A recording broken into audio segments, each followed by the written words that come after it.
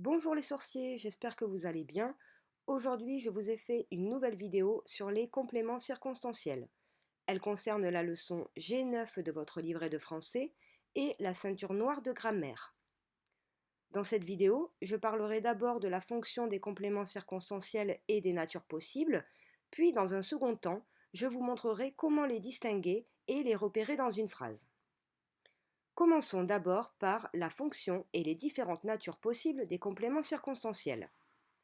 Un complément circonstanciel sert à donner des précisions sur l'action qui est décrite dans la phrase. C'est un complément de phrase non essentiel, cela signifie qu'on peut le supprimer ou le déplacer en conservant le sens de la phrase. Par exemple, dans la phrase Les enfants ont joué aux échecs dans la grande salle, le complément circonstanciel dans la grande salle peut être supprimé. Cela donne Les enfants ont joué aux échecs. La phrase conserve son sens premier. On peut également le déplacer, cela donne Dans la grande salle, les enfants ont joué aux échecs.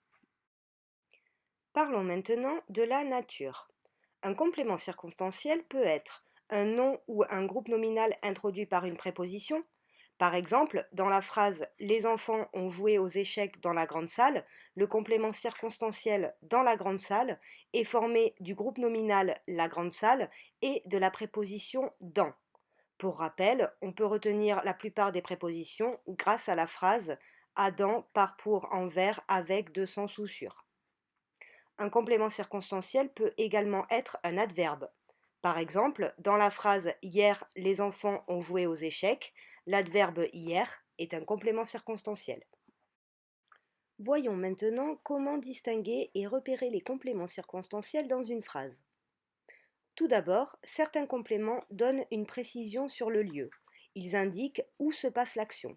Ce sont les compléments circonstanciels de lieu que l'on note CCL. Pour les trouver, on utilise la question où, associée au verbe et au sujet. Reprenons la phrase d'exemple. Les enfants ont joué aux échecs dans la grande salle. J'utilise la formulation pour trouver le complément. Où ont joué les enfants? Dans la grande salle.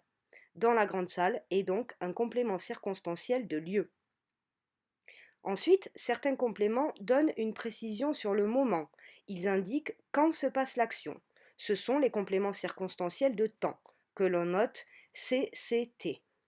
Pour les trouver, on utilise la question quand associée au verbe et au sujet. Par exemple, dans la phrase Hier, ils ont joué aux échecs, j'utilise la formulation pour trouver le complément. Quand ont-ils joué? Hier. Hier est donc un complément circonstanciel de temps. Enfin, certains compléments donnent une précision sur la manière. Ils indiquent comment l'action est réalisée. Ce sont les compléments circonstanciels de manière que l'on note CCM. Pour les trouver, on utilise la question comment associée au verbe et au sujet. Par exemple, dans la phrase Ils ont joué calmement aux échecs, j'utilise la formulation pour trouver le complément. Comment ont-ils joué? Calmement. L'adverbe calmement est donc un complément circonstanciel de manière. Et voilà, c'est la fin de la vidéo. J'espère que celle-ci vous a aidé. N'hésitez pas à me dire les notions que vous aimeriez que j'explique dans une prochaine vidéo.